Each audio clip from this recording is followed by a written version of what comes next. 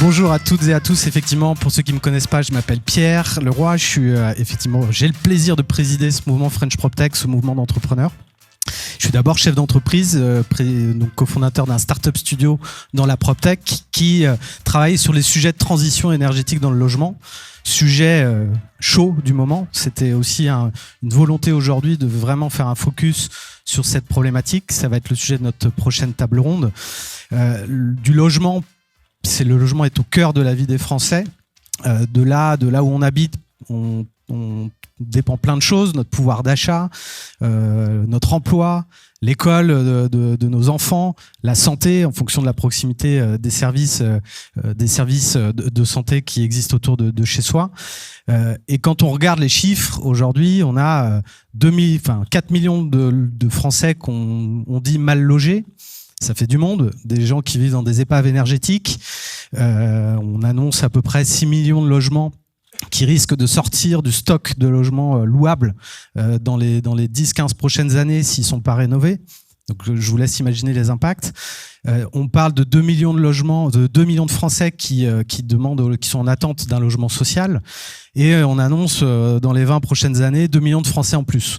Donc je vous laisse imaginer effectivement l'explosion de la demande que dans un contexte de guerre en Ukraine, d'explosion de la facture énergétique, si on a tous ces défis-là à relever, il va falloir être très créatif et très innovant.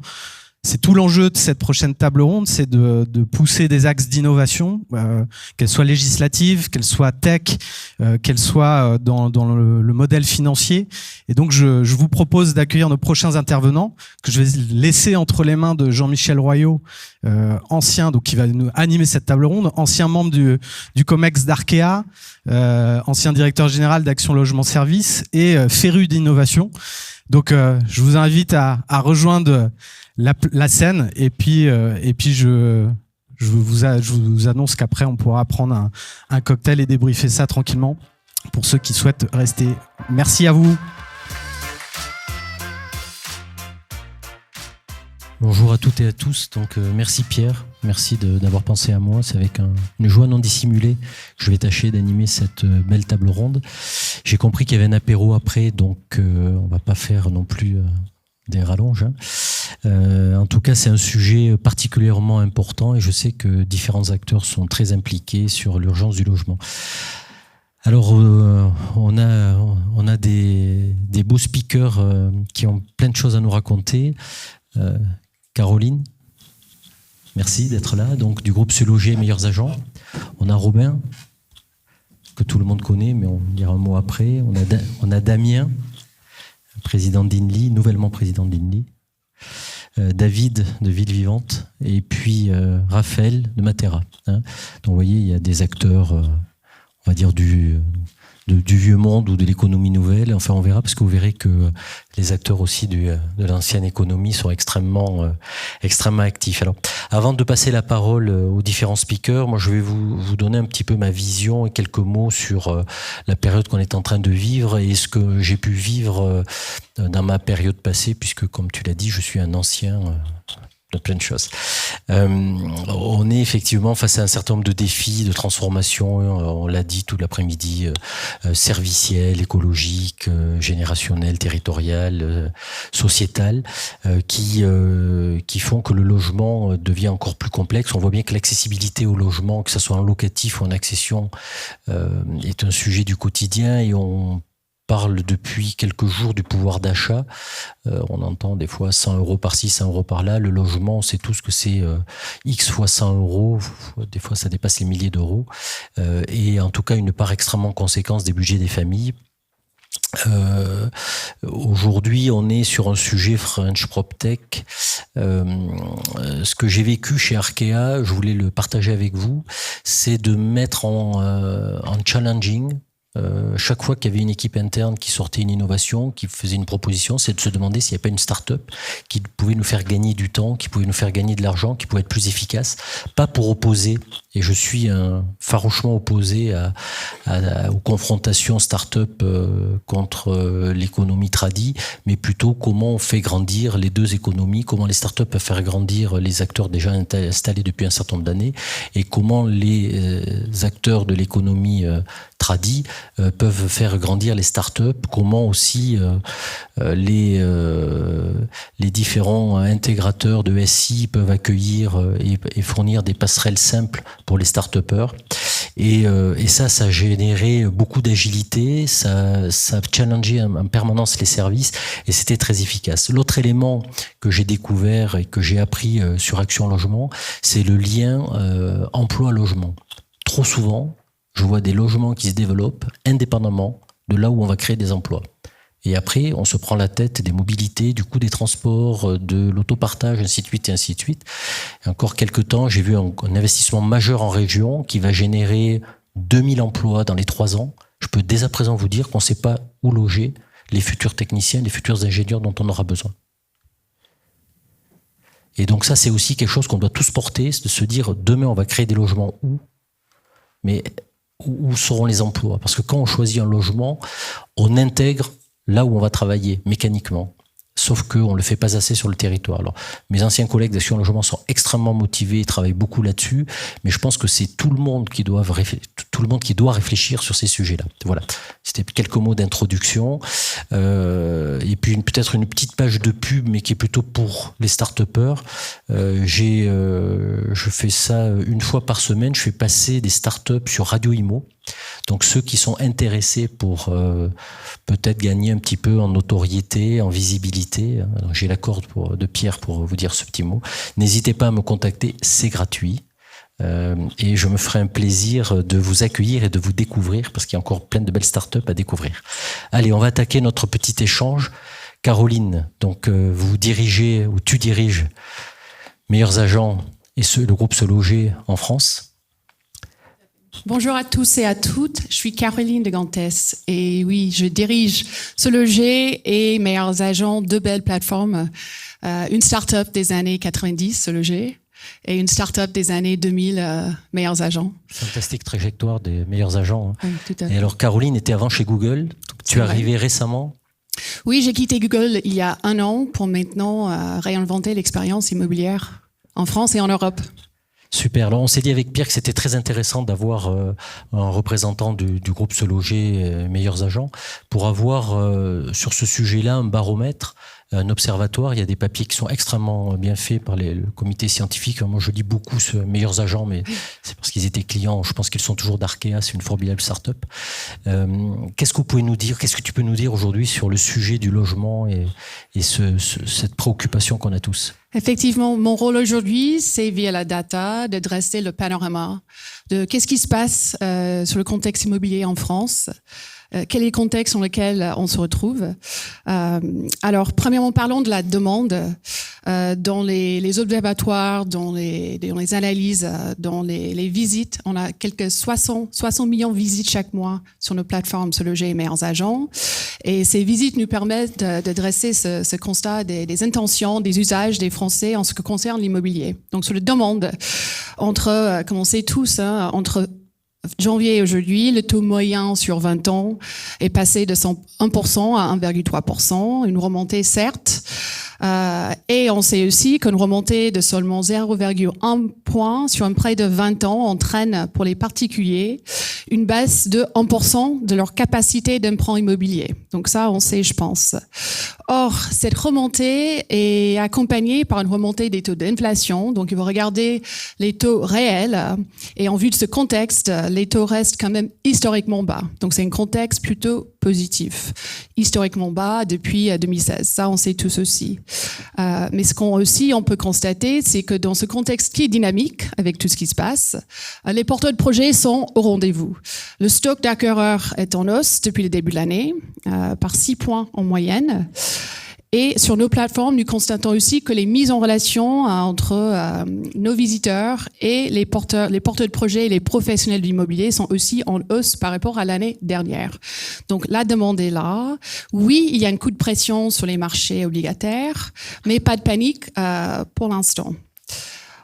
Aussi en termes de l'offre, qu'est-ce qui se passe sur l'offre ?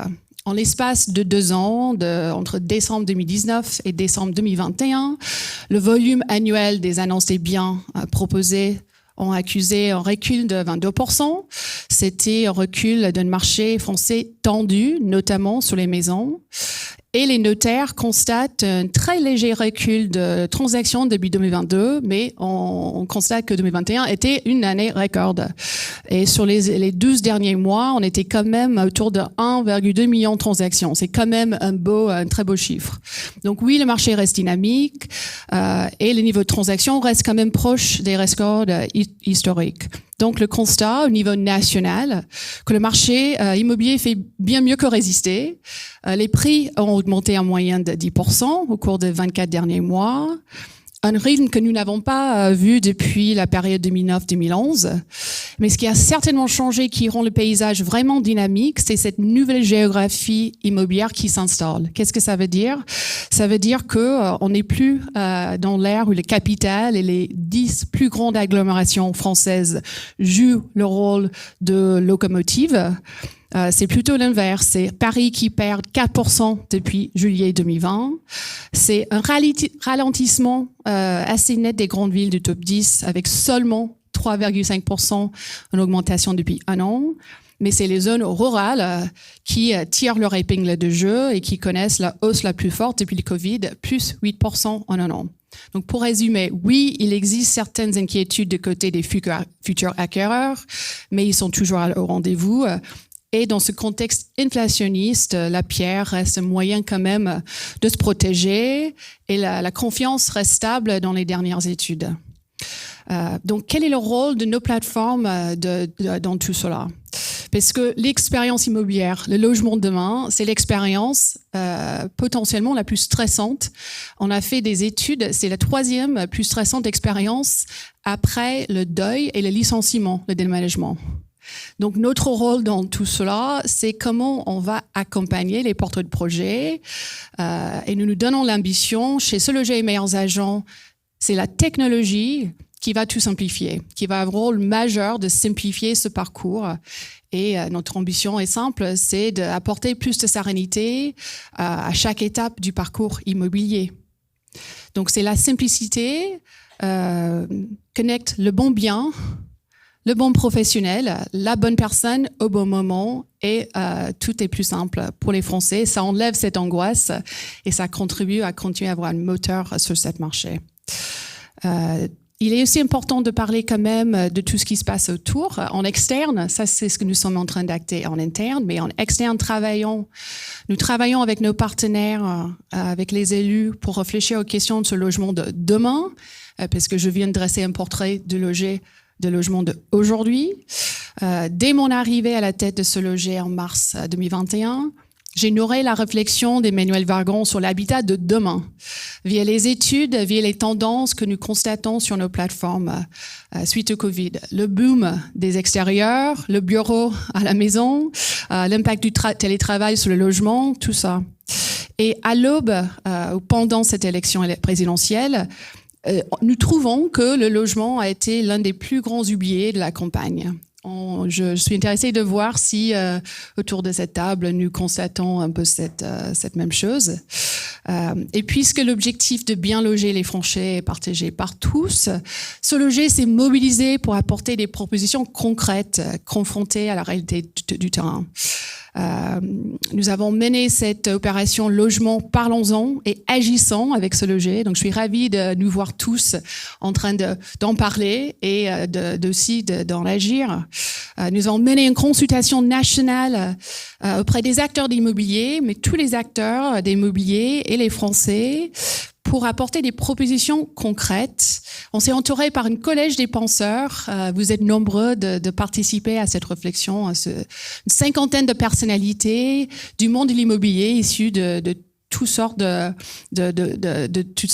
monde immobilier, experts, acteurs de l'aménagement du territoire, élus, présidents de réseaux immobiliers, de mandataires, investisseurs, fiscalistes, courtières, etc., etc. Les femmes et les hommes engagés pour l'avenir du logement, comme nous, logement de demain. Sur les 6 thèmes qui sont intéressants à mentionner, comment loger tous les ménages dans un logement adapté à leurs besoins et budgets? Faut-il être propriétaire à tout prix? Se loger, oui, mais dans quel cadre de vie? Transition écologique et logement, comment les concilier?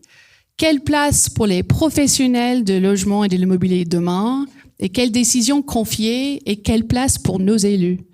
Dans un format de agora, de partage, qui a permis à chacun d'exprimer ses idées. Et il est prévu que les synthèses des consultations sont pas partagées aujourd'hui, mais avec ceux qui ont contribué. Donc, sur le reflet des intentions, sur le panorama, sur les engagements, sur la technologie comme levier pour simplifier le parcours, nous sommes impliqués. Nous avons cette conviction aussi que avec la technologie, c'est comme ça que nous allons simplifier le parcours et réinventer cette expérience IMO de demain. Très bien, merci Caroline. Et donc la réponse aux 6 grands thèmes, 6 grandes questions, c'est 21 avril, c'est ça? C'est bientôt. C'est bientôt, oui. D'accord. Donc on va suivre ça de près. Oui. Robin, bonjour.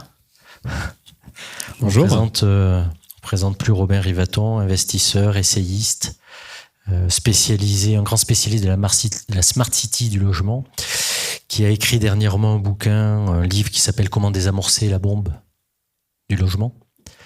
Robin, quelle est ta vision de ce qui se passe aujourd'hui ? Merci de votre invitation. Bonjour à toutes et à tous. Effectivement, en reprenant quelques-unes des idées de cette note qui est disponible en ligne sans faire de publicité. Donc l'idée c'était de dresser un peu un constat du marché immobilier et aujourd'hui de surtout ce qui pouvait pêcher sur ce marché-là, dans la même perspective que beaucoup d'acteurs du secteur qui étaient de pouvoir sensibiliser un peu les différents candidats à l'élection présidentielle et leurs entourages à ce sujet qui est un sujet évidemment qui touche très très largement la société, qui touche les questions, on l'a dit, de mobilité, d'emploi, les questions de patrimoine, d'inégalité de patrimoine, d'éducation et j'en passe. C'est un sujet évidemment qui brasse très très large. Et donc l'idée c'était de tirer 3 constats, alors plutôt pessimistes, vous allez me pardonner cette peinture un peu grise, mais justement il sera dans un deuxième temps possible de voir comment il y a plein de solutions innovantes pour y répondre. Ce constat il est en 3 temps. Le premier, c'est que le taux de propriétaires dans notre pays a stagné. Alors en soi, comme l'a dit Caroline, est-ce qu'on doit tous être propriétaires? Est-ce que c'est vraiment une obligation? On pourrait répondre pas nécessairement. La seule chose qui est un peu inquiétante, c'est qu'il a stagné alors même que les gens voulaient continuer d'être propriétaires. Donc c'est plutôt quelque chose qui a été contraint. Il a stagné alors qu'il a plutôt progressé dans tous les autres pays développés. Et il a stagné alors que le taux de crédit était le plus bas historique dans l'histoire du taux de crédit.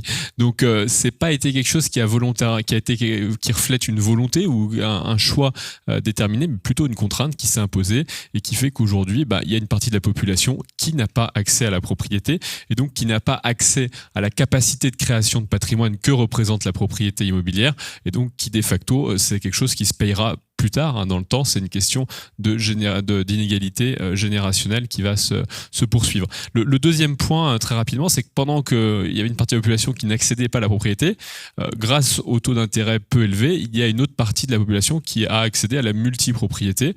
Alors, il n'y a pas de stigmatisation dans mes propos. C'est pas, il y a des conditions, elles sont là. On peut totalement en profiter ou jouer avec. Et donc, aujourd'hui, on sait que sur le 1,2 million de transactions que décrivait Caroline, la part qui était de l'investissement locatif a explosé. Alors on n'a pas de chiffres précis parce que c'est de la donnée qui est justement assez mal qualifiée, mais quand on interroge les différents réseaux, quand on interroge les gens qui sont à la base des transactions et qui ont un volume suffisant pour refléter un petit peu le marché, on voit bien que la part de l'investissement locatif a progressé. Les chiffres varient, mais entre moins d'un quart à plus d'un tiers, mais en tout cas on a une forte propension de cette activité-là, et ça se traduit par plein d'autres signaux un peu micro, c'est-à-dire des entreprises qui offrent ces services, qui ont vu leur clientèle, la demande de leur clientèle exploser pour ça. Donc d'un côté, un accès à la propriété qui est fermé, de l'autre côté la multipropriété qui se diffuse parmi une partie de la population, et l'INSEE est venu apporter en décembre quelques chiffres là-dessus. Alors là aussi on peut les retravailler, les décortiquer, mais l'INSEE a montré que dans une ville comme Paris, il y avait quand même 59% de l'offre locative qui était faite par des gens qui avaient plus de 5 logements. Donc 5 logements, c'est pas 1 ou 2, on est sur un volume d'investissement qui est quand même assez conséquent. Je pense que cette parenthèse s'est refermée avec l'implémentation ou la mise en place des mesures du Haut Conseil à la stabilité financière qui ont considérablement durci la capacité à faire de la multi-détention ou à emprunter très au-dessus de ses capacités de remboursement, puisque maintenant on voit bien que c'est beaucoup plus compliqué, mais il n'empêche qu'on a ce phénomène-là. Et dans un troisième temps, il faut savoir que la France, de 2010 à 2020, a été un des pays qui a le plus construit d'Europe. Donc on a beaucoup construit et on peut s'en féliciter, hein. En volume on a atteint des niveaux assez impressionnants. Je donne toujours ce chiffre, entre 2000 et 2020 la France a rajouté 6 millions d'habitants, le Royaume-Uni en a rajouté 7. Ils ont construit 2 fois moins de mètres carrés résidentiels que la France. Voilà, donc ça donne un peu une idée de ce qui se passe au Royaume-Uni. Et pour ceux qui ont la chance ou le plaisir d'avoir des amis ou d'aller eux-mêmes au Royaume-Uni, on voit bien que les conditions de logement, que ce soit les chambres louées à la semaine ou le partage de colocation jusqu'à très tard dans la vie, témoignent un petit peu de cette difficulté de ce sujet. Donc la France a plutôt bien construit de 2010 à 2020, plutôt pas mal, avec un renouvellement urbain dans beaucoup de métropoles, on l'a dit, à Paris, mais aussi dans toutes les métropoles d'équilibre, la dizaine de grandes métropoles qui font le tour de la France sur les littoraux. Et qu'est-ce qui s'est passé ? C'est qu'en fait, c'est en train de se ralentir très, très, très fortement, pour plein de raisons. Il n'y a pas du tout de jugement politique là-dedans. C'est que ça ralentit, c'est normal, hein, quand ça monte, en général, ça finit toujours un peu par redescendre.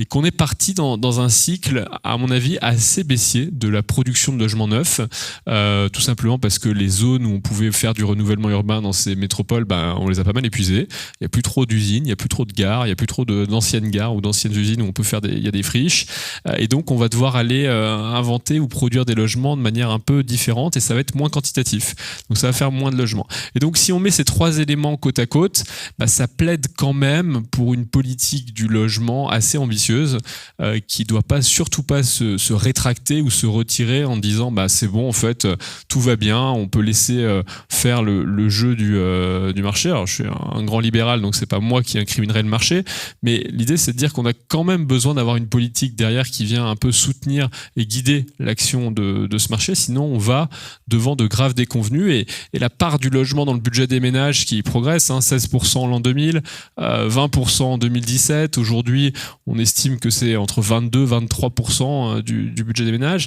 elle va continuer de grimper, et à chaque fois qu'elle grimpe, ça crée un petit peu toutes ces discussions dont on peut entendre parler sur le mécontentement du pouvoir d'achat. Merci Robin, merci, c'était très clair. Damien, bonjour Damien Robert, donc nouveau président d'INLI. Tu peux nous dire en quelques mots ce qu'est INLI ? Oui, merci de m'avoir invité. Bonjour à toutes et tous. J'interviens toujours après Robin, donc c'est toujours compliqué. Je vais illustrer plutôt son analyse que je partage à 100%.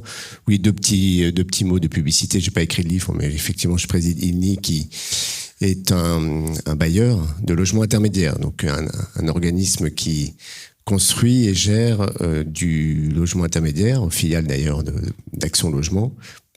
Le logement intermédiaire, c'est quoi ? C'est du logement libre à destination des jeunes actifs, des salariés, avec un principe relativement simple. C'est ce qui fait son efficacité, c'est que on loue comme n'importe quel autre bailleur, mais avec un loyer décoté de 15% de la valeur de marché locative. On arrive à évidemment équilibrer le modèle parce que on a 2 facilités, on va dire fiscales, une TVA réduite et un crédit d'impôt depuis le 1er janvier 2022.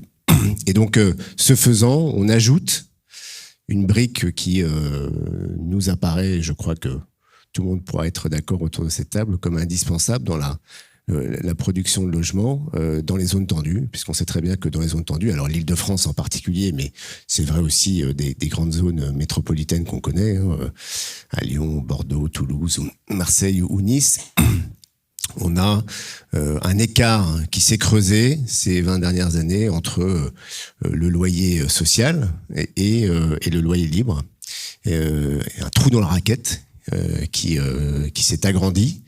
Et donc, évidemment, beaucoup de ménages, beaucoup de jeunes actifs qui ont des revenus trop hauts pour bénéficier du logement social et à la fois trop modestes pour se loger, ou en tout cas se loger de manière, on va dire, confortable dans les zones tendues, a fortiori. Je parle même pas de Paris intramuros, mais même Paris et la petite couronne.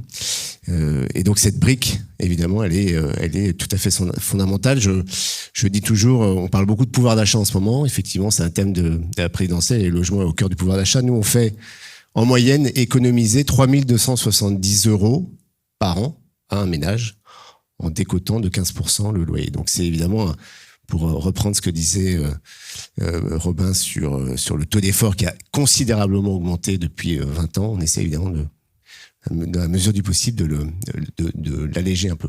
Donc effectivement, on est nous-mêmes confrontés à ce que décrit très bien Robin, c'est-à-dire un marché qui probablement conjoncturellement, mais malheureusement un peu structurellement, se tend beaucoup et construit peu. Notamment en zone tendue. Alors c'est vrai que en fait la chaîne immobilière, la production immobilière, c'est une chaîne avec beaucoup de maillons, et dès qu'un maillon se grippe, malheureusement, ça grippe un peu toute la chaîne. Là, il faut bien dire que beaucoup de maillons se grippent. Il y a un maillon très en amont, qui est probablement sur lequel il faut qu'on fasse preuve de beaucoup de pouvoir de conviction, c'est finalement la production du foncier pour le recyclage, pour arriver à produire du foncier tout en arrêtant de s'étaler. Alors je suis pas complètement d'accord avec Robin sur ce point-là. Je pense qu'on n'est pas allé au bout du recyclage urbain, y compris dans les zones relativement denses. Il y a encore énormément de foncier qui est disponible. Alors il faut faire preuve d'inventivité, il faut faire preuve un peu de volonté politique. Mais au-delà des friches qu'on peut connaître, les gares, les zones industrielles, il y a aussi les zones d'activité économique et les zones logistiques où on peut construire progressivement, qui ont été rattrapées par la vie, et donc on peut construire de la vie. Mais malheureusement, sur ce sujet-là, là aussi, je vais pas jeter la pierre aux élus locaux. On est tous un peu sous finalement la férule d'injonctions complètement contradictoires entre il faut pas faire trop de densité, mais en même temps, il faut pas s'étaler. Il faut faire du logement très qualitatif, mais en même temps, il faut construire moins cher, etc., etc. Bon, voilà. Donc, vous connaissez ça par cœur, mais c'est vrai que aujourd'hui, on est à ce moment-là de la production immobilière. Alors, ça ne nous empêche pas évidemment de nous développer, et notamment en essayant d'innover. Le plus possible, même si l'innovation, c'est pas la seule réponse, hein. Je le dis dans l'antre de l'innovation parisienne, mais ça fait partie aussi des sujets. Il y a probablement d'abord à essayer de simplifier, à essayer de mettre ce sujet au cœur du débat politique. Mais si on parle d'innovation, on peut probablement parler, moi j'aime bien parler de 3 types d'innovation, et on essaie d'incuber un peu les 3 chez nous. Un premier type d'innovation qui est tout simplement l'innovation juridique, parce qu'on est sur un marché extrêmement réglementé. Et les verrous juridiques sont très forts, hein. Typiquement, voilà, on a encore aujourd'hui très compliqué d'avoir un permis de construire sans affectation. Et je crois qu'il faut qu'on arrive progressivement à y arriver. Je parlerai tout à l'heure de dispositifs d'acquisition progressive, où il y a quelques verrous juridiques, et là, il faut qu'on arrive à les débloquer. Il y a l'innovation numérique, mais là, Caroline en a évidemment beaucoup parlé. Nous, on croit beaucoup au fait que le marché aussi, je crois que le logement est un facteur de stress pour l'ensemble de nos concitoyens, parce que c'est un marché qui n'est pas forcément très transparent. Et plus on le rend transparent, et je pense que la personne à ma gauche en fait partie, mieux c'est, et moins c'est un facteur de stress. Il y a un déséquilibre de l'information qu'il faut corriger. Et c'est avec la numérisation, de ce point de vue-là, améliore la transparence, nous-mêmes, on a décidé de commercialiser nos logements de manière totalement banalisée. On a une plateforme, ini.fr, et puis on commercialise sur seloger.com, tout simplement. Donc il n'y a pas de... Voilà, on essaie de le faire de manière la plus transparente possible. Et puis, la numérisation permet aussi, je crois, d'accélérer les processus immobiliers. Je dis toujours, enfin je prends toujours comme exemple, je suis toujours étonné qu'une collectivité ait réussi assez vite à numériser ses achats, notamment ces gros achats, qui sont quelquefois des appels d'offres extrêmement complexes avec des documents qui pourraient peser plusieurs centaines de kilos. Mais la numérisation de l'instruction des permis de construire a pris beaucoup plus de temps, alors que c'est pas plus compliqué. Donc il y a quand même un déverrou psychologique. Il faut qu'on aille plus loin dans la numérisation et dans la digitalisation du marché. Et puis évidemment, il y a une innovation, mais ça, je pense que David en parlera. Il y a aussi beaucoup d'innovations sur la manière dont on construit un logement, donc les processus constructifs, et puis la manière dont on peut après les gérer, où là, il y a aussi beaucoup de conservatisme, et là, nous aussi, on essaie d'avancer sur la question. Alors juste, INLI, c'est vrai que on a créé un lab, une espèce d'incubateur. On n'est pas le seul à le faire, mais INLI est une société jeune, elle a été créée il y a 4 ans, et dès le début, on a essayé de tirer le meilleur parti de start-up. Alors c'est pas des start-up. Comment on peut candidater? Comment on peut rentrer? Il faut appeler Timothée qui est là-bas. Il est où Timothée? C'est voilà. Timothée qui s'occupe de ça. Voilà. Qui est responsable de Timothée, l'innovation. Vous pouvez prendre son 06 ou son mail. Responsable d'innovation, si je dis pas de bêtises. Il est tout le monde connaît Timothée. Il est en charge du lab, il fait ça très bien, et on publie une fois par an. Enfin, on fait des appels à manifestation, on va dire, une fois par an sur un certain nombre de sujets, que ce soit sur la partie plus construction, les procédés constructifs, ou que sur la partie gestion. Ça va de la lutte contre les punaises de lit à du mobilier transitoire. Enfin, vraiment, le panel est très très large. Et puis après, on expérimente sur nos propres opérations ou notre propre patrimoine. Donc c'est tout simple. Pour finir. Dernière innovation, voilà, sur le une leasing, innovation sur laquelle à laquelle on croit beaucoup et qu'on va expérimenter, et j'espère qu'on va même la généraliser, puisqu'on est les dispositifs d'acquisition progressive. Nous, on est un bailleur, donc on est là pour louer à prix modéré, mais on pense aussi que, notamment pour les salariés des entreprises, l'accession à la propriété est une aspiration, et il faut évidemment pas du tout la méconnaître, au contraire, et qu'on peut aussi développer à côté de la location pure, de l'acquisition, mais de l'accession intermédiaire ou de l'acquisition progressive. Et donc on a développé 2 dispositifs d'acquisition progressive qui nous permettent un dispositif assez classique, classique, en tout cas facile. C'est en gros, on permet aux locataires qui rentrent d'exercer une option d'achat à 5 ou 10 ans, si l'avenir lui sourit et qu'il a des capacités financières qui le peuvent, avec un prix qui est fixé dès le départ, donc entre guillemets spéculatif ou inflationniste. Et puis un dispositif un peu plus raffiné qu'on est en train d'expérimenter, qui est le dispositif d'acquisition progressive, où là, le locataire entre dès le départ dans une indivision avec nous, et on porte avec une part acquisitive faible, à la mesure de ce qu'il peut faire en tout cas, et progressivement, là aussi, en fonction de ses capacités, il rachète progressivement à la SCI qu'on a en commun des parts du logement, jusqu'à, on l'espère en tout cas, être pleinement propriétaire. Et évidemment, plus il a de part acquisitive, plus son loyer diminue. Voilà. Donc ça, c'est un exemple aussi. On n'est pas des seuls à le faire, mais je pense que l'innovation, c'est aussi dans comment est-ce qu'on peut créer des modalités d'accession à la propriété hybride. Aujourd'hui, dans les zones tendues, la pleine propriété, c'est très bien, mais malheureusement, tout le monde ne pourra pas être propriétaire. Or, l'accession à la propriété, c'est une vraie aspiration. Donc, comment est-ce qu'on arrive à créer des dispositifs qui permettent à la fois de conjuguer un prix modéré et une accession à la propriété? Merci Damien. Alors on va arriver à des cas pratiques sur les startups, et en particulier David, qui va nous parler de villes vivantes et de l'optimisation du foncier. Il y a pas mal d'initiatives en ce sens. On connaît tous différentes startups et aujourd'hui, c'est villes vivantes. À toi, David. Merci. C'est vrai que dans les différents maillons qui sont grippés, il y en a un qui est principal aujourd'hui, c'est le foncier, c'est-à-dire la possibilité de construire en France dans un secteur qui soit proche des emplois, des services, etc. On ne manque pas de foncier, on manque de droit à construire dans les secteurs où les gens ont besoin d'habiter. Si je fais un peu un petit retour en arrière, quand vous regardez les vieux villages de France ou les villes anciennes, elles sont toutes très denses.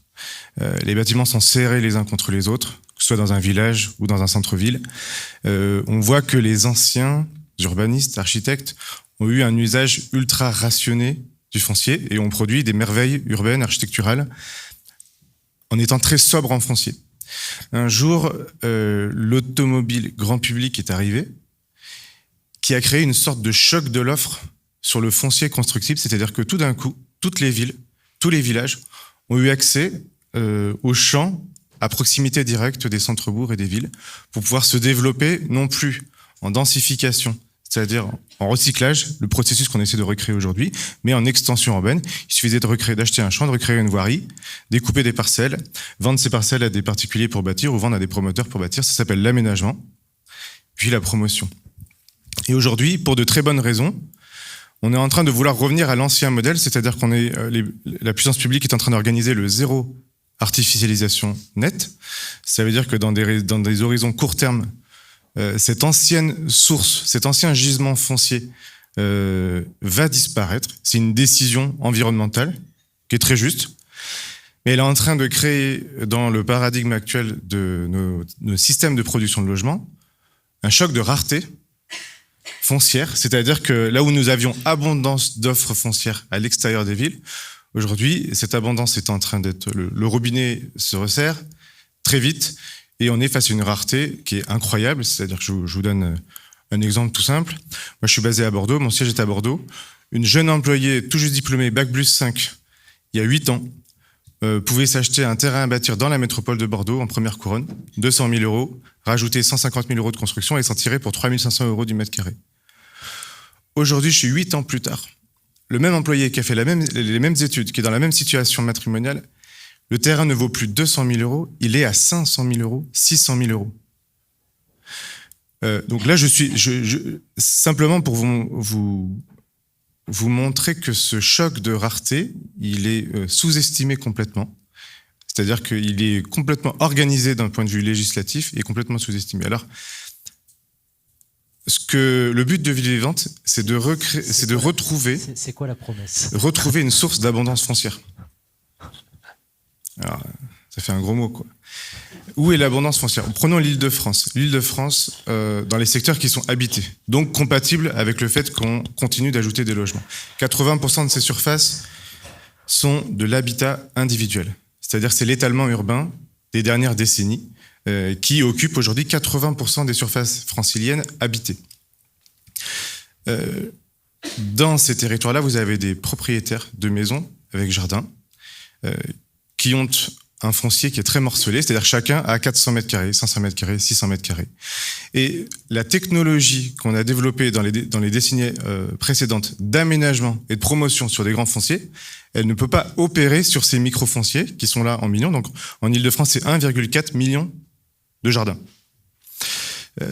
Donc d'un côté, nous, professionnels, on n'a pas cette technologie, c'est ce que Ville Vivante essaie de développer. Et de l'autre côté, les particuliers, ils ont toutes les difficultés du monde à obtenir une autorisation d'urbanisme simplement pour faire une extension de maison, pour faire une surélévation, ou pour séparer un bout de terrain pour les enfants, par exemple, ou pour accueillir mamie dans le jardin. Et donc, on a des fonciers qui sont là, des règlements d'urbanisme qui sont très conservateurs. La population n'aime pas trop la densification. Mais malgré ça, il y a des possibilités de construire. Les sondages, il y avait un sondage de SoLoger en 2014, à l'occasion de la municipale de 2014, qui a interrogé l'ensemble des propriétaires de maisons en leur demandant: seriez-vous prêts à réfléchir à ajouter des logements supplémentaires sur votre parcelle, une deuxième maison? 40% des propriétaires fonciers, c'est un sondage France, disaient « je suis prêt à réfléchir ». Donc en fait, les besoins sont là. Par ailleurs, vous avez dans 1 maison sur 3 en France, cette maison est habitée par une personne seule. C'est-à-dire que ça a été une maison familiale. Il y a eu 4 ou 5 personnes dans le foyer et la vie a évolué. Les enfants sont partis. Il y a eu parfois des événements malheureux, des décès, les personnes sont veuves. Dans 1 maison sur 3 en France, la personne est seule. Elle n'est pas bien logée. Et les personnes n'ont pas la possibilité aujourd'hui de transformer, de reconfigurer, d'étendre. Et donc Ville Vivante est en train d'inventer une technologie complémentaire à celle de l'aménagement et de la promotion qui consiste à ne pas opérer à la place des gens. Opérer, ça veut dire acheter le foncier, viabiliser, bâtir, revendre. Ça, c'est le modèle aménagement-promotion. Sur des micro-fonciers comme ça, on peut, dans certains secteurs, proches des gares, proches des centralités, là où c'est très dense, si le plan local d'urbanisme autorise des hauteurs fortes, on peut opérer de cette façon-là. Mais sur la plupart de ces micro-fonciers, les élus locaux souhaitent maintenir une forme d'habitat, un cadre de vie qui soit adapté à l'habitat individuel, on va dire. On a vu pendant le Covid que les aspirations à un peu plus de verre, à un jardin, à des quartiers un peu moins denses, on a vu la première et la seconde couronne parisienne complètement se relancer parce que les personnes ont vécu peut-être quelques frustrations pendant le confinement du Covid. Et donc on a peu de droits à bâtir et il faut savoir aller les chercher. Ce que Ville Vivante fait, c'est une forme d'accompagnement de l'expérience de l'immobilier, comme tu disais, avec une composante humaine qui est très forte, c'est-à-dire que vous imaginez bien que vous êtes propriétaire d'un terrain en Ile-de-France, le nombre de sollicitations que vous devez recevoir de promoteurs pour vous racheter la maison, pour pouvoir la fusionner avec celle du voisin, pour pouvoir tout raser et mettre un immeuble, c'est tous les jours. L'expérience est stressante du déménagement, mais l'expérience de la transformation de son logement ou de la densification de sa parcelle est terriblement stressante. Donc il y a une composante humaine qui est très forte. Et puis vous avez une composante technique qui a un vrai défi, qui est qu'aujourd'hui, sur 400 mètres carrés, si je vous donne à vous tous qui êtes dans cette salle, l'ensemble des règles d'urbanisme qui s'appliquent sur cette parcelle, il vous faudra des heures et des heures et des heures et des heures et des heures avant de savoir si on peut rajouter 30 mètres carrés de plus, 50 mètres carrés, 100 mètres carrés, 150 mètres carrés. Un propriétaire d'Île-de-France, s'il a la possibilité de rajouter ne serait-ce que 100 mètres carrés de surface de plancher supplémentaire sur sa parcelle, il est en possession virtuelle d'une valeur foncière qui s'échelonne entre 200 000 € et 1 million d'euros. Les personnes ne le visualisent pas très bien, elles n'en ont pas la capacité. Et quand vous regardez l'ensemble des professionnels de l'immobilier et de l'acte de bâtir qui sont autour, le géomètre, il voit comment on pourrait diviser, l'architecte, il voit plus ou moins la 3D en espace, le conseiller en gestion de patrimoine, il voit peut-être l'opération fiscale, voilà, le montage qu'on pourrait faire. L'agent immobilier, il voit la demande. Le problème du découpage de ces métiers et de ces compétences, c'est qu'il n'y en a pas un seul à l'heure actuelle, et c'est ce métier que Ville Vivante essaie de créer, qui arrive à avoir l'ensemble des dimensions suffisantes pour que les 100 mètres carrés, ils fonctionnent d'un point de vue réglementaire, ils fonctionnent du point de vue du montage immobilier et opérationnel, ils fonctionnent d'un point de vue architectural, c'est-à-dire qu'il faut quand même qu'on ait des espaces qui soient agréables, confortables, lumineux, et surtout qu'ils fonctionnent en fonction du projet de vie individuel de la personne, de sa situation personnelle, familiale, patrimoniale, à l'instant T. Et cette espèce de sur-mesure ultra technique, c'est-à-dire qu'il vous faut pas un architecte, il vous faut un super architecte.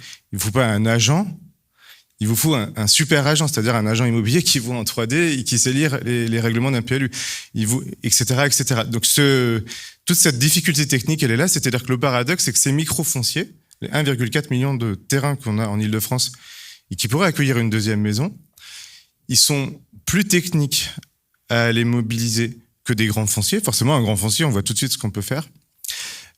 Donc c'est cette intelligence alors artificielle en partie, ça repose beaucoup sur la data, mais humaine et technique et manuelle en termes de conception en grande partie, qu'il faut être capable de déployer. Et donc Ville Vivante aujourd'hui est une sorte de méta-opérateur, c'est-à-dire qu'on n'opère pas, on aide les gens à opérer sur leur parcelle. Et quand je dis qu'on les aide, ça repose sur deux choses très fortes. Une compétence technique hyper forte. Et deux, la capacité, et c'est sans doute peut-être ça le plus dur, parce que la compétence technique, bon, ça se modélise, on peut former des gens, on peut recruter, on peut former. Mais le deuxième élément est vraiment délicat. Une capacité à nouer une relation de confiance avec les propriétaires fonciers qui ne doivent pas nous voir comme des opérateurs immobiliers, comme des prospecteurs fonciers ou comme des gens intéressés par autre chose que leur propre intérêt. Et là, pour le coup, dans notre domaine de l'immobilier, créer la confiance, c'est un sacré défi, quoi. Ça fait combien de temps que ça existe ? Ça fait 9 ans. 9 ans. Combien de logements aujourd'hui en cours dans le pipe ? Je pense que cette année, là, on va atteindre le millier. D'accord. Alors, et sur les 10 métropoles, sur l'Île-de-France, sur... Aujourd'hui, nos expérimentations, on les a menées en secteur détendu et moyennement tendu. Là où il n'y a pas trop de bruit, où il n'y a pas trop de difficultés, on a créé cette technologie. On l'a créé dans les Vosges, on l'a créé en Bourgogne, on l'a créé en Bretagne, on l'a créé dans le Périgord, et on a construit la méthodologie et pour pouvoir ensuite la déployer dans les secteurs tendus, c'est-à-dire là où le besoin réel est. Donc jusqu'ici, on a accompagné à peu près 5000 personnes. Bravo. Merci David. C'est des belles perspectives donc que l'optimisation de ce foncier. Alors pour finir notre table ronde, on se tourne vers Raphaël Di Miglio, fondateur de Matera. Donc Matera qui est plus dans le serviciel, donc la gestion, comme disait Robin. Maintenant, une fois qu'on a construit les logements, il faut les gérer. C'est quoi la promesse de Matera ? Vous la connaissez, la promesse de Matera, parce que vous êtes client Matera, il me semble. Mais bon, on va l'expliquer à tout le monde. Il n'y a peut-être pas que des clients Matera. C'est vrai. Bon, c'est peut-être dans 10 ans, ce sera le cas. Mais bonsoir à tous. Ouais. Et du coup, je m'appelle Raphaël Di Miglio. Je suis un des 3 cofondateurs et le CEO de Matera. Donc j'ai la lourde tâche, je vois qu'on commence à ouvrir les bouteilles de vin juste derrière vous, donc de clôturer la séance ce soir, mais je vais tâcher d'être rapide. On a créé Matera en 2017, il y a un peu plus de 5 ans. On est parti d'un constat assez simple, c'est qu'il y avait beaucoup de copropriétaires qui étaient assez insatisfaits de leur syndic de copropriété et qu'il y avait la possibilité pour les copropriétaires d'opter pour un autre modèle, donc de se passer de leur syndic traditionnel et de passer en ce qu'on appelle syndic coopératif qui permet aux copropriétaires de gérer directement leur copropriété. Et on a remarqué que c'est un modèle qui était extrêmement vertueux parce que les copropriétaires peuvent réagir plus rapidement quand ils ont des soucis dans leur immeuble.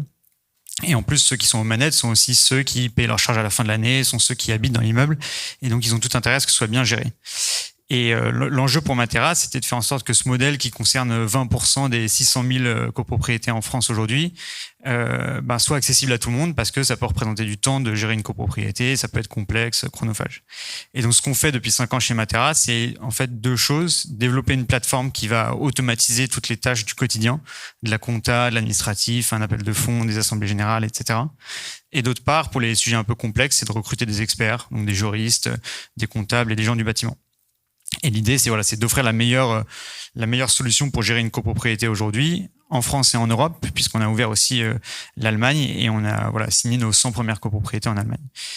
Nous, le gros enjeu qu'on voit sur la copropriété et le logement, un des premiers, c'est clairement un sujet de pouvoir d'achat. En fait, les charges de copropriété, elles doublent plus rapidement que l'inflation. Ça veut dire que ça devient, dans le budget des ménages, un poids qui est considérable. Et donc, l'enjeu pour Matera, c'est de permettre aux copropriétaires de faire des économies sur les charges de copropriété. Donc, on le fait de 2 manières. C'est d'une part, on va automatiser beaucoup des tâches qui sont automatisées via de la technologie. Automatiser de la comptabilité, automatiser de la production de documents juridiques, etc. Et on le fait d'une autre manière aussi, c'est que la technologie, pour nous, elle permet de la désintermédiation. Elle permet aux copropriétaires de gérer plus directement. Et en fait, quand les copropriétaires gèrent plus directement, ils choisissent des meilleurs prestataires. Un gestionnaire de copropriété, aujourd'hui, il a 50 immeubles à gérer. Il n'a pas forcément le temps à accorder pour la renégociation de tous les contrats de chacune de ces 50 copropriétés. Alors que si un conseil syndical a accès directement à ces contrats, il va pouvoir avoir accès directement à l'information et renégocier directement lui-même. Et du coup, c'est vraiment en désintermédiant qu'on permet aux copropriétaires de faire des économies de charges et de reprendre un peu en main le budget de leur copropriété. Et c'est pareil quand ils vont chercher un plombier, ils vont chercher le plombier qui sera au meilleur prix du marché avec la meilleure qualité de service, là où le gestionnaire a pour habitude de travailler un peu toujours avec les mêmes prestataires qui sont pas forcément les mêmes intérêts que ceux des copropriétaires. Donc nous, on croit vraiment, et moi à titre personnel, à ce que la technologie permet de la désintermédiation et du coup des économies de charges pour les copropriétaires in fine. Et il y a un autre sujet qui nous travaille beaucoup, c'est les sujets de rénovation énergétique. Je crois qu'en France, si je dis pas de bêtises, il y a 10 millions de logements en copropriété, dont 2 millions qui vont être des passoires thermiques. Il y a 600 000 copropriétés en France, dont 100 000 qui vont être des passoires thermiques. Et en 2021, il y a eu 200 dossiers France Rénov copropriété. Donc aujourd'hui, on considère que il y a un effort de à la fois sensibilisation auprès des copropriétés qui doit être décuplé. Donc nous, on a aujourd'hui 5000 copropriétés un peu partout en France et on fait un travail de sensibilisation, de pédagogie pour les pousser à faire la première étape qui est un audit énergétique de la copropriété pour ensuite engager des travaux éventuellement. Mais il faut que ce soit beaucoup plus important par la suite. Et encore une fois, ces deux sujets de à la fois pouvoir d'achat et rénovation énergétique sont extrêmement liés parce que souvent ce qu'on voit dans les assemblées générales, c'est que les copropriétaires au moment de voter des travaux, ils demandent combien ça coûte, de combien ça va faire augmenter les charges, et à la fin souvent par exemple, les copropriétaires vont refuser les travaux parce que ils disent voilà, si je vais revendre mon appartement dans 2 ans, je m'en fiche un peu que la copropriété soit rénovée.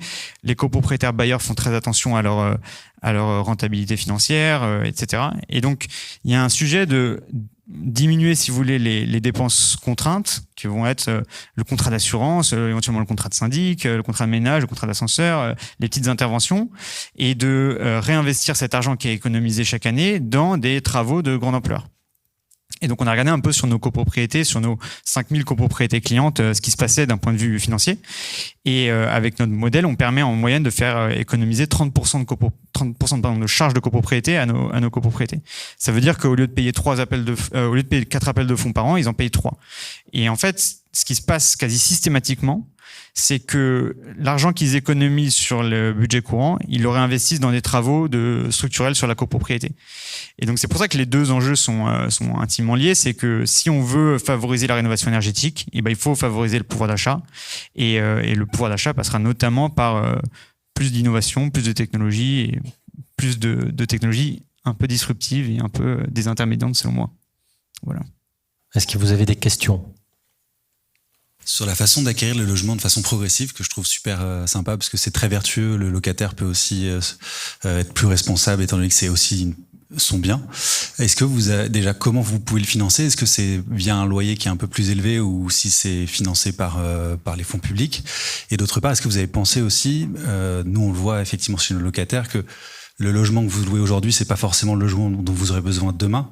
Est-ce que vous pouvez, entre guillemets, tokeniser ces parts d'indivision et permettre de la réutilisation dans un autre logement, de sorte que vous pouvez accompagner votre locataire sur la durée ? Alors, sur la première question, nous, on est partenaire du locataire. Donc, en fait, on porte la partie qui ne peut pas acquérir et par ailleurs on lui fait bénéficier du prix d'achat qu'on a négocié, parce qu'on achète ces logements, on les construit, mais là en l'occurrence on expérimente sur des logements qu'on achète et du coup on les achète en VFA, donc en bloc, donc on fait bénéficier à un particulier d'un prix déjà décoté et qui est par ailleurs fixé à un moment et après on porte avec lui sans intermédiation, c'est-à-dire qu'en gros il n'y a pas besoin d'un, je sais pas s'il y a un ancien banquier, il doit en avoir quelques-uns dans la salle, mais on n'a pas besoin de banque, c'est-à-dire qu'il n'a pas besoin d'avoir, on sait très bien qu'en plus aujourd'hui la solvabilisation est un sujet très très problématique. Là, on est le partenaire financier et immobilier du locataire. Donc, on porte pour nous et on porte pour lui. Et il n'y a pas a priori, il n'a pas besoin d'un soutien en particulier. Sur la deuxième question, alors, on n'en est pas là. C'est-à-dire qu'on fait une innovation à la fois. Et puis, globalement, je pense que c'est pas, en tout cas à ce stade, la philosophie de l'opération. C'est-à-dire qu'aujourd'hui, on est là pour aider un locataire à pouvoir acquérir son logement. D'abord, et lui sécuriser un prix et une capacité à le faire dans le temps qu'il veut. C'est ça. Après, monétiser, ou en tout cas rendre liquide cet actif-là. On n'est pas vraiment dans la philosophie, mais je pense que ça peut être intéressant pour d'autres acteurs de le faire, parce qu'effectivement après ça peut être un canal d'investissement.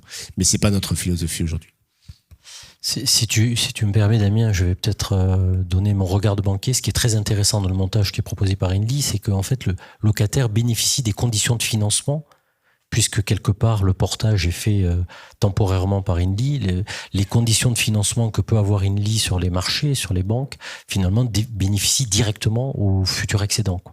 Et donc ça, c'est assez magique. Merci. Laetitia Beau, j'ai une question pour Robin par rapport à l'encadrement des loyers et son impact sur la tension du marché du logement. Depuis le 1er avril, sur toutes les annonces locatives, les bailleurs professionnels doivent indiquer le prix du loyer de référence majoré. Et donc, on va enfin avoir une application de l'encadrement des loyers effectif, parce que c'est vrai que pas mal de personnes ne l'appliquaient pas. Est-ce que l'application de l'encadrement des loyers, le mécanisme, a pour effet de tendre encore plus le marché du logement, ou au contraire a un côté bénéfique pour les locataires ? La question qui va vous faire détester de la moitié de la salle et adorer de l'autre moitié. Moi, sur le principe du mécanisme tel qu'il a été construit, et qui est un mécanisme relativement dynamique, puisqu'il a été construit en laissant une marge d'appréciation par rapport à la moyenne d'un secteur, et puis en laissant en plus la capacité de pouvoir le rehausser selon des critères qualitatifs spécifiques, fait que quand même, il y avait la plupart des annonces qui étaient déjà dans le mécanisme, et que ça a plutôt écrété des annonces qui étaient très excessive par rapport à la loi normale de distribution du marché. Ce qu'on voit aujourd'hui, mais je fais que répéter les échanges que je peux avoir ici ou là avec les pouvoirs publics ou avec les associations de loueurs professionnels, c'est que aujourd'hui, les annonces les plus extrêmes ou qui sont le plus décalées par rapport au plafonnement des loyers sont plutôt le fait de particuliers, tout simplement parce que la responsabilité professionnelle, juridique est pas la même si vous êtes un particulier que si vous êtes un loueur professionnel, mais qu'aujourd'hui dans les réseaux et dans la plupart des agents ou des gens qui sont des professionnels de location, il y a quand même un respect de cet encadrement. Le vrai sujet qui pour moi va survenir dans quelques mois, c'est que faut pas oublier que les loyers en France sont indexés sur l'indice des prix à la consommation, minoré des prix du tabac et partiellement de l'énergie, et donc on va avoir un effet assez puissant de hausse ou de revalorisation automatique des loyers dans les prochains mois, qui va commencer à apparaître avec la prise en compte des indices de prix à la consommation assez élevés qu'on connaît actuellement. Et donc, tout au cours de l'année 2022 et début 2023, on va avoir une pression inflationniste assez forte sur la revalorisation automatique des loyers, et ça pourrait avoir des conséquences, notamment chez les locataires. Donc il n'est pas impossible qu'on ait aussi des questionnements, ou en tout cas des actions ou des demandes auprès des pouvoirs publics pour la façon de juguler cet aspect-là. Bonjour à tous. Ma question, c'est peut-être aussi pour vous, Robin. Dans la continuité de ce que vous disiez, il risque d'y avoir une hausse très importante des loyers, et on observe aussi en ce moment une hausse vertigineuse des coûts de construction. On va avoir des problèmes qui vont arriver en cascade, et notamment beaucoup d'accédants à la propriété qui vont avoir des difficultés à acheter des logements au prix auquel les promoteurs pourraient équilibrer leurs opérations. On va avoir donc une offre de logements neufs qui risque de baisser, même si j'ai compris de ce que vous disiez tout à l'heure que on a beaucoup plus construit en France qu'ailleurs. On a peut-être vocation à le faire encore, même si c'est jamais assez. Est-ce que l'enjeu est pas aussi, selon vous, dans la transformation, dans le recyclage urbain, et notamment la transformation de tous ces immeubles de bureaux qu'on disait vides et qu'on ne remplirait plus? On se rend compte que dans le marché de bureaux, les bureaux hyper centraux trouvent une nouvelle clientèle, une nouvelle forme d'usage, mais tous ces immeubles de bureaux vacants, je suis sûr que dans les groupes de travail qui ont été animés par Se Loger, il y a eu des idées sur cette revanche, pas des villes moyennes seulement, mais de ces nouveaux secteurs dans lesquels on va trouver un nouveau usage pour ces immeubles-là. Et il y a quand même un certain nombre de verrous, pas que législatifs et techniques, mais à faire sauter. Est-ce que vous pensez que l'enjeu est là et vous voyez survenir des solutions ? Sur le sujet de la demande de logement, même si la demande des particuliers effectivement est en train de s'amenuiser un petit peu liée à la difficulté de financement, liée à l'incapacité à suivre la hausse des prix, il y a tellement d'appétit de la part des acheteurs institutionnels que ça compense un petit peu cette. Donc moi je vois pas aujourd'hui de baisse massive de la demande de logement. Il y a toujours beaucoup de demandes face à l'offre et je vois pas comment ça pourrait baisser. Sur la question de la reconversion bureau-logement, voilà, là on est sur un serpent de mer aussi depuis des années. On voit bien que c'est un sujet qui peut pas être isolé du reste de la politique d'urbanisme et donc malgré les dispositifs de bonus de constructibilité, les fameux 30% de la loi Elan qui sont aujourd'hui quasiment inappliqués, que ça reste quelque chose de très compliqué à mener, mais il faut voir aussi la cascade, c'est-à-dire que aujourd'hui un gestionnaire d'actifs ou un propriétaire qui aura dans ses comptes un immeuble de bureau décoté, il va pas penser à le transformer en logement dans la minute. Il va attendre qu'il se vide. Donc ça se vide quand il y a du multi. Quand il y a un monolocataire, on passe en multilocataire. Il faut du temps que ça se vide. Donc tout ça prend du temps. Une fois qu'on l'a dans les books, entre celui qui va remonter au comité pour dire ah super, on a un actif qui vaut moins que qu'on l'a acheté. Bon, il y a un petit peu de. C'est pas nécessairement la première décision qu'on va prendre quand on gère un portefeuille. Ensuite, il va falloir passer un comité pour reconnaître que la valeur, il y a un expert qui va dire la valeur elle est moindre que celle que vous affichez. Donc tout ça est un processus très très très très lent et la reconversion aujourd'hui d'un actif en un autre, c'est pas quelque chose qui se fait en claquant des doigts, c'est quelque chose de très très lent, ça peut prendre 5-10 ans. Vous avez des immeubles même à Paris qui sont restés vacants ou semi-vacants pendant de nombreuses années jusqu'à un moment, voilà, on se dit l'expert finit quand même par vous dire là votre immeuble il vaut pas ce qu'il vaut et donc ça vous pousse à engager une mesure de transformation. En tout cas moi ce dont je suis certain, et vous l'avez un peu décrit, c'est que il y a une prime pour la centralité. On a beaucoup discuté, parlé. Il y a eu des unes pas possibles pour dire qu'il y allait avoir une décentralisation de l'activité économique post-Covid. C'est faux. Il y a une concentration massive de l'activité post-Covid. Le fait qu'il y ait des mouvements entre le centre-ville et sa périphérie, c'est valable dans toutes les métropoles mondiales, mais ça ne veut pas dire que tout d'un coup il y a une résurgence des autres territoires. C'est-à-dire que la première ou la seconde couronne gagne par rapport au centre-ville parce qu'il y a la volonté d'avoir du logement individuel, mais ça s'est vu dans vraiment toutes les métropoles mondiales depuis l'Asie jusqu'à l'Amérique du Nord.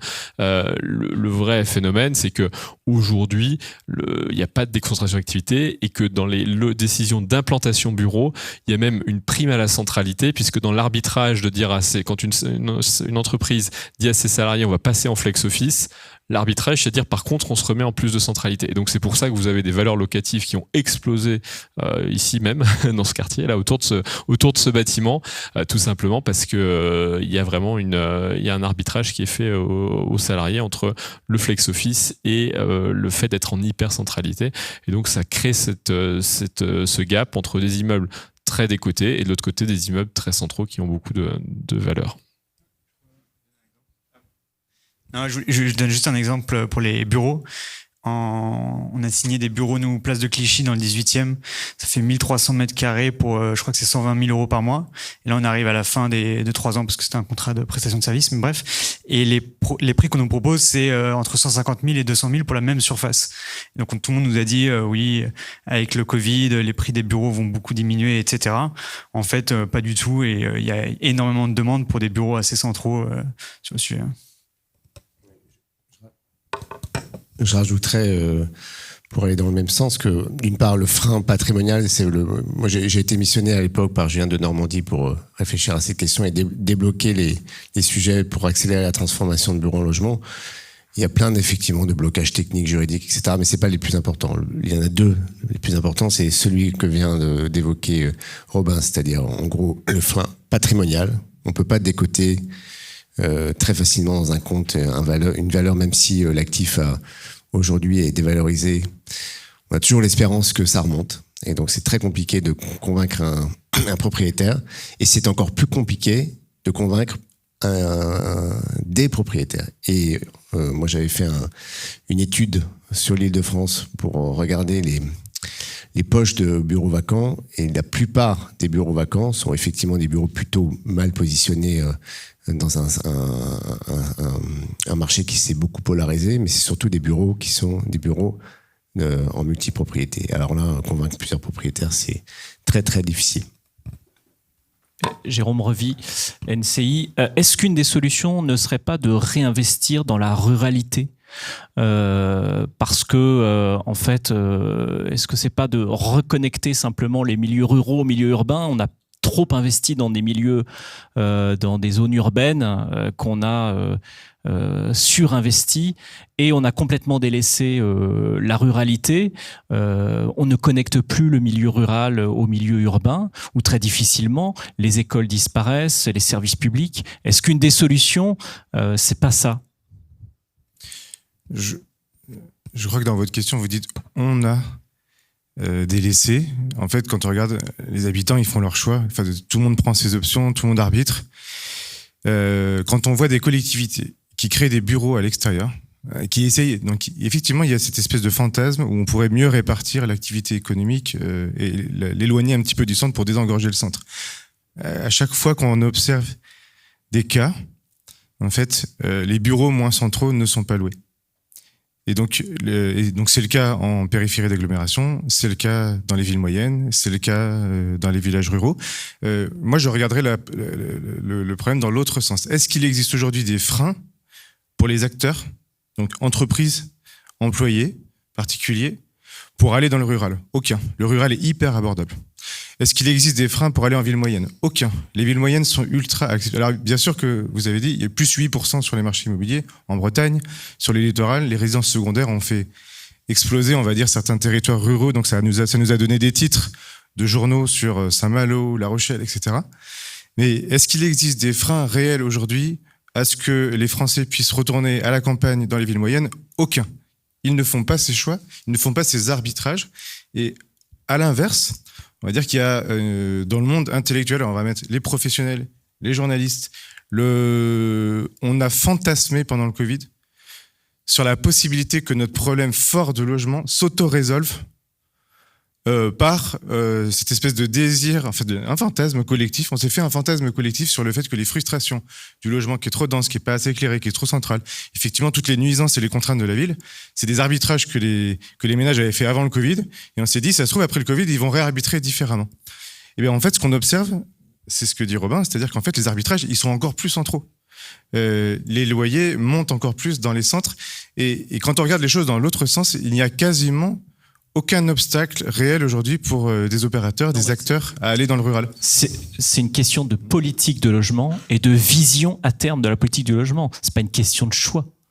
C'est parce qu'on n'a juste pas vu ce qu'il fallait faire. Et on l'a pas anticipé. Mais c'est qui ont? C'est les pouvoirs publics, c'est ce que nous on met dans les urnes, c'est notre responsabilité personnelle et collective. Oui.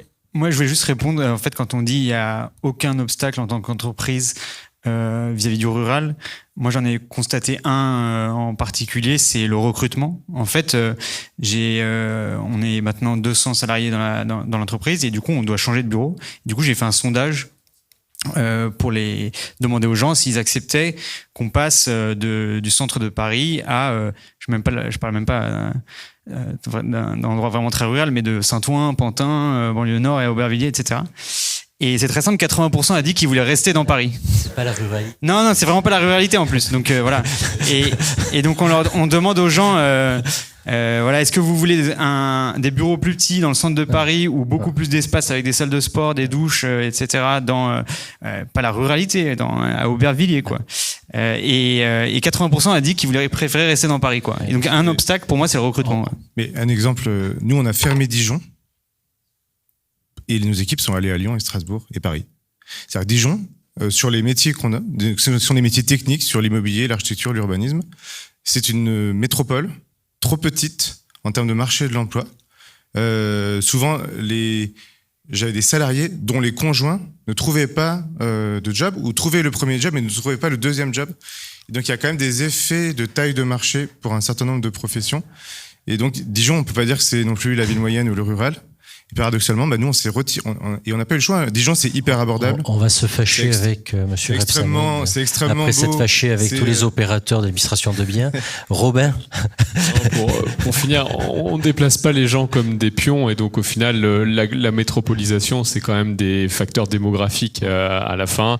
Il faut voir que ça s'est construit dans la partie des années 80, quand la moitié d'une classe d'âge a commencé à aller à l'université, et l'université, il n'y en a pas beaucoup dans toute la France, donc ça a commencé à concentrer les populations jeunes dans les zones métropolitaines, et quand vous mettez des populations jeunes entre elles, ça a un facteur positif sur la démographie. Quand vous laissez des populations âgées entre elles, ça a un facteur négatif sur la démographie, et donc c'est un effet boule de neige assez puissant. Et juste pour terminer, je vous donnerai juste un chiffre, il y a 80 000 naissances de plus que les décès en Île-de-France, il y a 40 000 décès de plus que les naissances dans tout le reste du territoire français. Donc si on veut construire un logement là où les gens naissent, et en général ils veulent habiter là où ils naissent, il faut construire le logement en Île-de-France.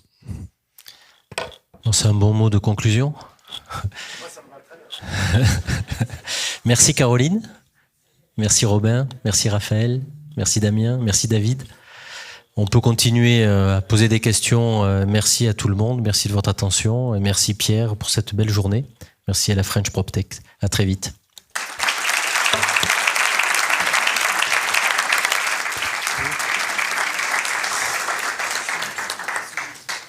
Encore merci pour cet échange passionnant entre deux tours de l'élection, c'est plutôt intéressant.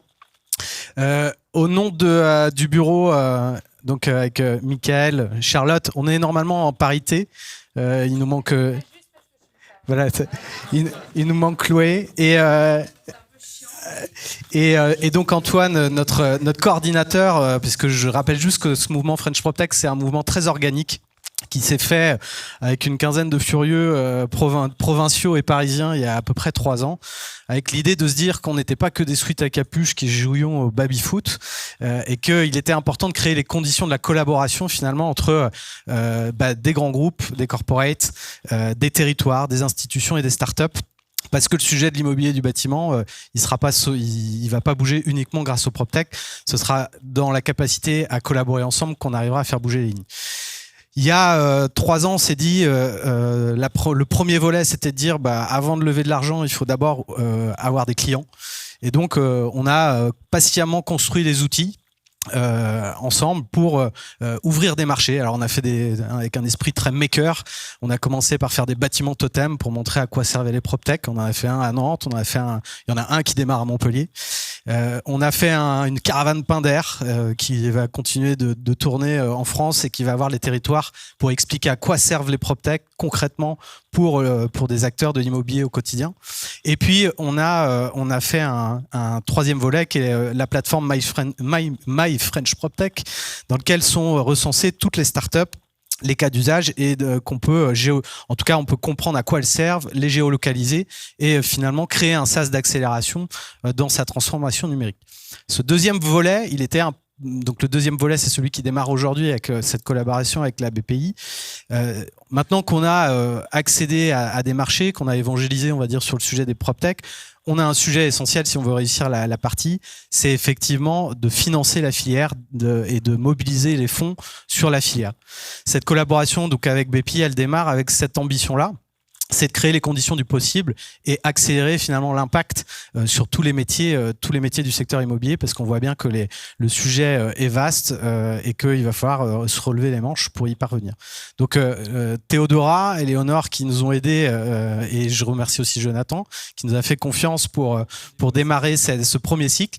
On va le continuer, donc c'est que le début de l'aventure, et donc rendez-vous à la rentrée pour un 2e cycle autour des usages. On aura le plaisir effectivement de vous présenter un peu plus concrètement ce qu'on peut traiter, et on aura on va dire j'espère un cadre politique et législatif plus stable et qui nous permettra de construire la suite. Donc je vous propose d'aller boire un verre, et encore merci pour votre participation.